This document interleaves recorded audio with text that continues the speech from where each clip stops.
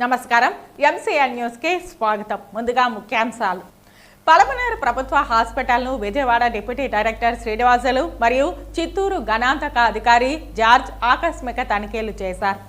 Palamaner the Balaji cooperative super బజార్ను నూతన committee ఏర్పాటు మంగళవారం జరిగింది. ఈ నెల 4వ తేదీతో ప్రస్తుత కమిటీ గడువు ముగియడంతో నూతన కమిటీని ఏర్పాటు చేస్తూ సహకార సంఘం కమిషనర్ నుంచి జిల్లా కోఆపరేటివ్ అధికారికి ఆదేశాలు అందాయి. పలమనేరు ప్రభుత్వ హాస్పిటల్ను ముఖ్య భారత్ జాయింట్ కమిషనర్ నీరద ఆకస్మిక తనిఖీ చేశారు. టీబీ స్ప్రెడ్ కాకుండా హాస్పిటల్లో ఎలాంటి కేర్ తీసుకుంటున్నారని ఆరా తీశారు.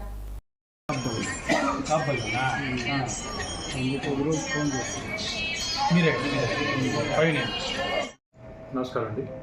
నా పేరు శ్రీనివాసరావు, ఉప సంచాలకులు, విజయవాడ నుంచి వచ్చాను. ఇక్కడికి వచ్చింది ముఖ్య ఉద్దేశం ఏంటంటే చిత్తూరు జిల్లా. ఈ సందర్భంగా వారు మాట్లాడుతూ పుట్టిన ప్రతి బిడ్డకి బర్త్ సర్టిఫికేట్ ఇవ్వాలని డిస్ట్రిక్ట్ అడ్మినిస్ట్రేషన్ మెయిన్ ఎయిమ్ అని తెలిపారు. 12 రకాల గుర్తింపులకే ఈ బర్త్ సర్టిఫికేట్ అని, 12 రకాల గుర్తింపు పత్రాలు లేకపోయినా కానీ ఈ బర్త్ సర్టిఫికేట్ ఒకటి ఉంటే చాలని తెలిపారు. పిల్లలు చదవడానికి గాని విదేశాల్లో చదవడానికి గాని గుర్తింపు ఈ బర్త్ సర్టిఫికేట్ అని పేర్కొన్నారు. గవర్నమెంట్ ఈ మధ్యలో డిక్లేర్ చేసిందని, బర్త్ సర్టిఫికేట్లో ఉన్న తల్లిదండ్రుల పేర్లు ఆధార్లో ఏ విధంగా అయితే ఉన్నాయో అదే విధంగా బర్త్ సర్టిఫికేట్లో రాస్తే ఎటువంటి సమస్య లేకుండా ఉంటుందని చెప్పారు. పలమనేరు హాస్పిటల్లో చాలా బాగా మెయింటెనెన్స్ చేస్తున్నారని, సూపరింటెండెంట్ బుక్లెట్ చూశారని, చాలా బాగా మెయింటెనెన్స్ చేస్తున్నారని డిప్యూటీ డైరెక్టర్ శ్రీనివాసులు మీడియాకు తెలిపారు. కొన్ని హాస్పిటల్స్, దాంట్లో పలమనేరు, చిత్తూరు డిస్ట్రిక్ట్ హాస్పిటల్, అదేవిధంగా చిత్తూరు మున్సిపల్ కార్పొరేషన్ రెగ్యులర్ విజిటే కానీ ఇక్కడికి వచ్చి చూసి వాళ్ళు చేస్తున్నటువంటి కార్యక్రమాలు అవన్నీ కూడా సక్రమంగా రిపోర్టింగ్లోకి వస్తున్నాయా లేదా చూడటం గురించి, తర్వాత ఈ బర్త్ సర్టిఫికేట్లో కూడా పుట్టుతోనే వాళ్ళకి డిశ్చార్జ్ అయ్యే లోపల వాళ్ళకి బర్త్ సర్టిఫికేట్ ఇవ్వటం గురించి, అదేవిధంగా దాంట్లో సక్రమంగా అన్ని డీటెయిల్స్ నమోదు చేస్తున్నారా లేదా అని దాని గురించి చూడటానికి వచ్చాను. అయితే పల్మనేరు హాస్పిటల్ అయితే బాగా చేస్తున్నారు, సర్వీస్ డెలివరీ బాగా చేస్తున్నారు. అయితే దాన్ని రికార్డ్ పరంగా అక్కడక్కడ చిన్న చిన్న మిస్టేక్స్ ఉన్నాయి రిపోర్ట్లో రాసుకునేటివి, అవి కూడా చెప్పాను. సూపరింటెండెంట్ గారు కూడా దాన్ని ఈరోజు రేపట్లోనే రెక్టిఫై చేస్తామన్నారు. ఎందుకంటే ఈ పెర్ఫార్మెన్స్ బేస్ చేసుకొని బడ్జెట్ వస్తుంది హాస్పిటల్కి. మనం పనిచేసి దాన్ని రికార్డులో చూపించుకోకపోతే మనకు వచ్చే బడ్జెట్ తగ్గుతుంది. అందుకోసమని ఆ చిన్న పాయింట్ ఎంత ఇంపార్టెంట్ అంటే మనకు రావాల్సినటువంటి బడ్జెట్ కానీ, మనకు రావాల్సిన అదనపు ఎక్విప్మెంట్లు కానీ ఇవన్నీ కూడా మనం రాసే రిపోర్టింగ్ బట్టే ఉంటుంది. మనం సర్వీస్ డెలివరీ ఇస్తున్నాం, అందరికీ చేస్తున్నాం, కానీ దాన్ని రిపోర్టింగ్ రూపంలోకి మనం తీసుకోవడంలో కొద్దిగా లేఖనం కనిపించింది. అది కరెక్ట్ చేస్తున్నారు మేడం. ఇవాళ రేపు మనం 10వ తారీఖు లోపల కరెక్ట్ చేసుకుంటే సరిపోతుంది. లాస్ట్ ఇయర్ సంబంధించి ఈ సంవత్సరం ఎట్లా కరెక్ట్గానే నమోదు చేస్తారు. తర్వాత ఈ బర్త్ సర్టిఫికేటు పుట్టిన ప్రతి పిల్లలకి బర్త్ సర్టిఫికేట్ ఇవ్వాలనేది government of India, government of Andhra Pradesh, అదేవిధంగా డిస్ట్రిక్ట్ అడ్మినిస్ట్రేషన్ కూడా మెయిన్ ఎయిమ్ అది. ఎందుకంటే మనకు ఓన్లీ కొన్ని పత్రాలు మాత్రమే ఇంటర్నేషనల్గా వ్యాలిడిటీ ఉండేటివి పత్రాలు కొన్ని ఉంటాయి. డ్రైవింగ్ లైసెన్స్ అని, బర్త్ సర్టిఫికేట్ అని, ఇట్లాంటి కొన్ని పత్రాలు మాత్రమే ఉంటాయి. ప్రపంచంలో ఏ దేశానికి పోయినా కానీ ఈ సర్టిఫికేట్ని ఎక్కడైనా వ్యాలిడేట్ చేయాల్సిందే. దాంట్లో అంత ఇంపార్టెంట్ అయిన ఈ బర్త్ సర్టిఫికేటు పిల్లలు విదేశాలు చదవటానికి కానీ, ఇక్కడ చదువుకోవటానికి కానీ, ఆధార్కి కానీ అన్నిటికీ అన్ని 12 రకాల గుర్తింపు పత్రాలకి రీప్లేస్మెంటే ఈ బర్త్ సర్టిఫికేట్. ఈ ఒక్క బర్త్ సర్టిఫికేట్ కానీ ఉంటే 12 గుర్తింపు పత్రాలు లేకపోయినా కానీ ఈ ఒక్క బర్త్ సర్టిఫికేట్ ఉంటే ఆనర్ చేస్తామని గవర్నమెంట్ ఆఫ్ ఇండియా ఈ మధ్యనే డిక్లేర్ చేసింది. కాబట్టి అంత ఇంపార్టెంట్ ఇది. అందుకని బర్త్ సర్టిఫికేట్లో రాసే తల్లిదండ్రుల పేర్లు ఆధార్లో ఏ విధంగా అయితే ఉన్నాయో అదే విధంగా రాస్తే మరల కరెక్షన్ కోసం వాళ్ళు హాస్పిటల్కి కానీ, ఎంఆర్ ఆఫీస్కి కానీ, మున్సిపాలిటీకి కానీ రాకుండా ఉండేదానికి బాగుంటుంది. అందుకోసమని దాని ఇంపార్టెన్స్ తెలియజేయడం కోసం, తర్వాత రికార్డుని జాగ్రత్తగా ఫీడ్ చేసి బైండింగ్ చేసి బీరువాలో జాగ్రత్త దాచడం గురించి కొన్ని వాళ్ళకి ఇన్స్ట్రక్షన్స్ ఇచ్చినాము. వాళ్ళు ఎందుకు చేస్తున్నారు. అయితే హాస్పిటల్ చాలా బాగా మెయింటైన్ చేస్తున్నారు. సూపరింటెండెంట్ గారు కూడా వాళ్ళ బుక్లెట్లు కూడా చూశాను నేను, చాలా బాగా చేస్తున్నారు. ఇంకా ఫర్దర్గా కూడా ఇంప్రూవ్ చేసుకునేందుకు వీళ్ళకి అవకాశం. Thank you. మార్కెట్లో చాలామంది పుట్టిన 5 రోజు 10 రోజు 3వ నెలలో వచ్చి పేర్లు రాయేస్తున్నారు. అలా రాయకండి. ఎందుకంటే తర్వాత 3 నెలల తర్వాతనో 3 సంవత్సరాల తర్వాతనో వచ్చి నక్షత్రం బాగాలేదు, పేరు మార్చాలి, మా తాతగారి పేరు పెట్టుకున్నాము, అది పాతగా ఉంది, ఆ పేరు వద్దు, మేము ఫ్రెష్ పేరు పెట్టుకోవాలనుకున్నాము, ఇలా మార్చాలి అనుకున్నప్పుడు అలాంటి చట్టంలో అవకాశం లేదు. మీరు పేరు పెట్టుకోకుండా వెయిట్ చేయండి. స్కూల్లో ఎప్పుడు జాయిన్ చేపిస్తారు మీరు? కిండర్ గార్డెన్ అయితే 3.5 సంవత్సరం, ఫస్ట్ క్లాస్ అయితే 5 ఇయర్స్ కంప్లీట్ అయిన తర్వాత మాత్రం చేస్తారు. అప్పుడు మీరు ఆ బర్త్ సర్టిఫికేట్లో ఫైనల్గా ఒక పేరు అనుకుంటారు కాబట్టి అప్పుడు పేరు రాసుకుంటే మార్పులు చేర్పులకు అవకాశం ఉండదు. మీకు ఏ విధంగా అయితే పేరు ఉంటుందో అదే పేరు రాసుకోవచ్చు. వీళ్ళకి కూడా పేరు రాసిన తర్వాత పేరు మార్చడం చట్టంలో అవకాశం ఎక్కడ లేదు. అందుకోసమని ఉన్న మీ చేతిలో ఉన్నటువంటి అవకాశాన్ని మనం వదులుకొని తర్వాత వాళ్ళని వీళ్ళని అడుక్కోవడం కంటే మీరు పేరు రాసేటప్పుడు సమయం పాటించి రాయండి. ఒకవేళ లేదు మీ ఇదే ఫైనల్లో ఇంకా మేము మార్చము ఇదే ఫైనల్ అనుకున్నప్పుడు మాత్రము మీరు ఎప్పుడైనా సరే పుట్టినరోజు నుంచి ఏ రోజైనా సరే మీరు సర్టిఫికేట్లో పేరు పెట్టి తీసుకోవచ్చు. మార్పు ఎప్పుడు చేరుతుందంటే ఒకసారి పేరు రాసేసిన తర్వాత మీకున్న అవకాశం ఉండదు. 15 సంవత్సరాల వరకు బర్త్ సర్టిఫికేట్లో పేరు రాసుకునే అవకాశం ఇచ్చింది గవర్నమెంట్. ఆ 15 సంవత్సరాలు కాకపోయినా కానీ మీకు స్కూల్లో జాయిన్ చేసినప్పుడు కంపల్సరీగా అవసరం లేదు. ఆధారు తీసుకోవాలనుకున్నప్పుడు కూడా మీకు కంపల్సరీ పిల్లలకి. కాబట్టి మీరు అప్పుడు పేరు రాసి సర్టిఫికేట్ తీసుకుంటే మీకు ఒకటే పని అనుకూలంగా ఉంటుందని ఇది నా అభిప్రాయం. Thank you.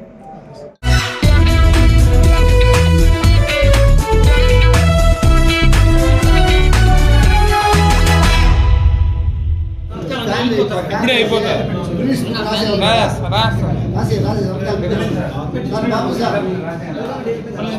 పలమనేరులోని the Balaji cooperative super bazaar నూతన కమిటీ ఏర్పాటు మంగళవారం జరిగింది. ఈ నెల 4వ తేదీన ప్రస్తుత కమిటీ గడువు ముగియడంతో నూతన కమిటీని ఏర్పాటు చేస్తూ సహకార సంఘ కమిషనర్ నుంచి జిల్లా కోఆపరేటివ్ అధికారికి ఆదేశాలందాయి. ఇందులో 11 మందితో కూడిన నాన్ అఫీషియల్ పర్సన్స్ ఇన్ఛార్జ్ కమిటీని ఏర్పాటు చేయడం జరిగింది. సూపర్ బజార్ అధ్యక్షులుగా ఆర్వి బాలాజీ, ఉపాధ్యక్షులుగా పి సుధాకర్ మరియు సభ్యులు ఉన్నారు. ఈ సందర్భంగా స్థానిక సూపర్ బజార్లో మేనేజర్ బాలకుమార్ ఆధ్వర్యంలో నూతన పాలకవర్గ సభ్యులు బాధ్యతలు స్వీకరించారు. కమిటీ సభ్యుల సహకారంతో సూపర్ బజార్ అభివృద్ధికి కృషి చేస్తామని నూతన అధ్యక్షులు ఆర్వి బాలాజీ పేర్కొన్నారు. అనంతరం పాలక మండలి ఏర్పాటుకు సహకరించిన పలమనేరు శాసన సభ్యులు అమర్నాథ్ రెడ్డిని ఎమ్మెల్యే కార్యాలయంలో కలిసి ధన్యవాదాలు తెలియజేశారు. ఈ కార్యక్రమంలో పలమనేరు పట్టణ మరియు గంగవరం మండలం నాయకులు పాల్గొన్నారు.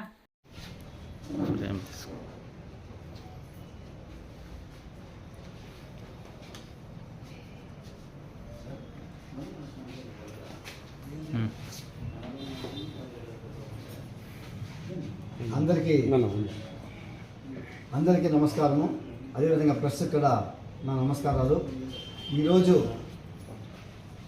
నాకు ఈ సూపర్ బజార్ అధ్యక్షుడిగా అదేవిధంగా ఈ యొక్క కమిటీని అదేవిధంగా 10 మంది కమిటీని నాతో కూడా మన అమర్నాథ్ రెడ్డి గారి ఆధ్వర్యంలో వేయడం జరిగింది.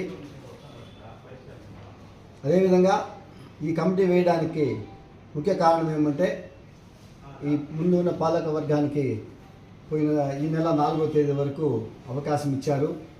దాని తర్వాత మన అమర్నాథ్ రెడ్డి గారు మన ముఖ్యమంత్రులు మన నారా చంద్రబాబు నాయుడు గారితో అదేవిధంగా లోకేష్ గారితో కలిసి మాట్లాడి నాకు 6 నెలలు అంటే ఈ రోజు నుంచి అంటే 5/8/24 నుంచి 4/2/25 వరకు ఈ 6 నెలలు నాకు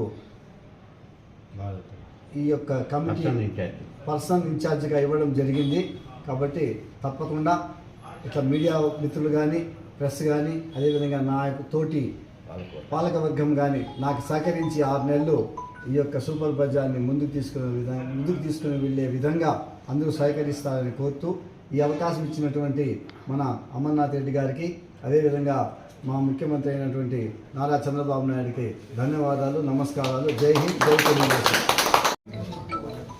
పలమనేర్ బాలాజీ కోఆపరేటివ్ సొసైటీ ముందు ఉన్నటువంటి కమిటీ టైం అయిపోయిన వెంటనే అమర్నాథ్ రెడ్డి గారు స్పందించి అమరన్న గారి కృషితో గవర్నమెంట్ నుండి పర్సనల్ ఇన్ఛార్జిగా కమిటీని పూర్తి కమిటీని తేవడం జరిగింది. ఆ కమిటీలో భాగంగా ఆర్వి బాలాజన్న గారిని పర్సనల్ ఇన్ఛార్జ్ అధ్యక్షులుగాను మిగిలిన 10 మందిని డైరెక్టర్గా నియమించడం జరిగింది. ఈరోజు ఆర్డరు మా బాబు సారగుండ ఇన్స్పెక్టర్ గారి నుండి తీసుకోవడం జరిగింది. అదేవిధంగా మేమందరము కలిసి బాలాజన్న గారి అధ్యక్షతన ఈ కోఆపరేటివ్ బజార్ని, ఈ సూపర్ బజార్ని మంచి అభివృద్ధిగా మంచి లాభబాటలు నడిపించేదానికి మా వంతు కృషి చేసి పలమనేరు నియోజకవర్గ ప్రజలందరికీ కూడా ఈ బజార్ నుండి కూడా మంచి సౌకర్యాలు కలిగించేదానికి మా వంతు మేము కృషి చేస్తాము. అదేవిధంగా ఇంకో విషయము, నన్ను ప్రెసిడెంట్గా చేయడము, అదే సుధాకర్ రెడ్డి గారిని వైస్ ప్రెసిడెంట్గా కూడా నియమించడం జరిగింది. అది చెప్పాలా? ఇప్పుడు నన్ను పర్సనల్ ఇన్ఛార్జిగా ఆర్వి బాలాజీ, సుధాకర్ రెడ్డి గారిని వైస్ చైర్మన్గా, చంద్రశేఖర్ రెడ్డి గారిని పర్సనల్ మెంబర్గా, అదేవిధంగా సత్యమూర్తి గారిని మెంబర్గా, అదేవిధంగా జగదీష్ కుమార్ని మెంబర్గా, శ్రీరాములు గారిని మెంబర్గా, అష్రఫ్ అలీ గారిని మెంబర్గా, సెల్వరాజు గారిని మెంబర్గా, సీనప్ప గారిని మెంబర్గా, రవి గారిని మెంబర్గా, కోటేశ్వర్ గారిని మెంబర్గా నియమించడం జరిగింది. నాతో పాటు ఈ 10 మంది కలిసి 11 మందిగా నిర్ణయించడం జరిగింది. కాబట్టి మేమందరూ మీకు ఈ సూపర్ బజార్ని అన్ని విధాలా ముందరు తీసుకుని పోయేదానికి కష్టపడి పనిచేస్తామని నేను సభాముఖంగా తెలియజేస్తున్నాను. ఎప్పుడు కానీ మాక్కడ మీ సహకారం, ప్రెస్ సహకారం అవసరం ఉంటుంది. అదే మీడియా మిత్రులు కూడా ఎప్పుడు మాకు సహకరించి ఈ సూపర్ బజార్ని ముందుకు తీసుకునే విధంలో అందరూ సహకరించాలని కోరుకుంటున్నాను. అందరికీ మరొకసారి నమస్కారాలు, ధన్యవాదాలు తెలుపుతున్నాను.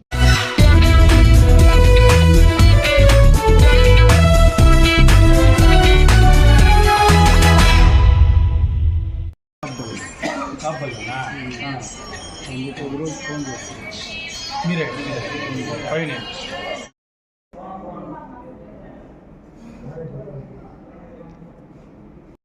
పలమనేరు ప్రభుత్వ హాస్పిటల్లో విజిట్ చేసిన ముక్తి భారత్ జాయింట్ కమిషనర్ నిరద మాట్లాడుతూ టీబీ స్ప్రెడ్ కాకుండా హాస్పిటల్లో ఎలాంటి కేర్ తీసుకుంటున్నారని అడిగి తెలుసుకున్నారు.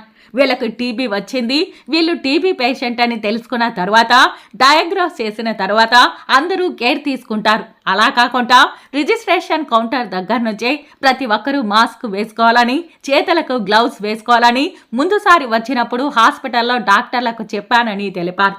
టీబీ వ్యాధి ఎవరికీ స్ప్రెడ్ కాకుండా separate OP room, separate counter పెట్టారు. హాస్పిటల్ స్టాఫ్ టీబీ వ్యాధి అంటుకోకుండా ఉండడానికి మాస్క్ ధరించాలని, చేతులకు గ్లౌస్ వేసుకోవాలని, దీని మీద చాలా కేర్ తీసుకోవాలని సూచించారు. ఇప్పుడు షేర్ ఇండియా ఆర్గనైజేషన్లో టీబీ ముక్తి భారత్ ప్రాజెక్ట్ కన్సల్టెంట్గా పనిచేస్తున్నాను. ఆల్మోస్ట్ ఆల్ టీచింగ్ హాస్పిటల్స్, కొన్ని ఏరియా హాస్పిటల్స్, కొన్ని ప్రైమరీ హెల్త్ కేర్ సెంటర్స్, ఇవన్నీ కూడా విజిట్ చేసి మేము ఏం చేస్తున్నామంటే టీబీఐపీసీ, టీబీ ఇన్ఫెక్షన్ స్ప్రెడ్ కాకుండా హాస్పిటల్స్లో ఎలాంటి కేర్ తీసుకుంటున్నారు అని. అంటే టీబీ వచ్చింది వీళ్ళకి, వీళ్ళు టీబీ పేషెంట్స్ అని డయాగ్నోస్ చేసిన తర్వాత ఆటోమేటిక్గా అందరూ డాక్టర్స్ స్టాఫ్ కేర్ తీసుకుంటారు. బట్ డయాగ్నోస్ చెయ్యకముందు ఎక్కువ రిస్క్, వాళ్ళకి టీబీ ఉందని తెలియదు కనుక అందుకోసం మేము రిజిస్ట్రేషన్ కౌంటర్ దగ్గర నుంచి ప్రతి ఒక్కళ్ళు మాస్క్ వేసుకోవాలి. హాస్పిటల్కి ఎంటర్ అయినప్పుడు ఎవరికి డ్రగ్ రెసిస్టెంట్ టీబీ ఉందో తెలియదు, వాళ్ళు మామూలుగా ఏదో దగ్గు జలుబు అని వస్తారు. అందుకని చెప్తే పోయినసారి మేడం వాళ్ళు ఈసారి separate OP room, separate counter అన్నీ కూడా క్రియేట్ చేశారు. అది చాలా ఇదనమాట, వేరే వాళ్ళు ఎవ్వరికీ స్ప్రెడ్ కాకుండా ఉండటానికి. అలాగే రెండో ఉద్దేశం ఏంటంటే మన హాస్పిటల్లో పనిచేసే స్టాఫ్ ఎవ్వరికీ కూడా టీబీ ఇన్ఫెక్షన్ అంటుకోకూడదు. మనం సర్వీస్ చేస్తాం, చేసినంత మాత్రాన ఆ వ్యాధి మనకి రాకూడదు కదా. ఆ రాకుండా ఉండడానికి వీళ్ళు ఎలాంటి జాగ్రత్తలు తీసుకోవాలి అని. అందుకనే కౌంటర్లో కూర్చునే వాళ్ళు, తర్వాత స్టాఫ్ నర్సెస్, నర్సింగ్ సర్వీసెస్ వాళ్ళు దగ్గరగా ఉంటారు కాబట్టి వాళ్ళు, తర్వాత ల్యాబ్ టెక్నీషియన్స్ చాలా ఇంపార్టెంట్.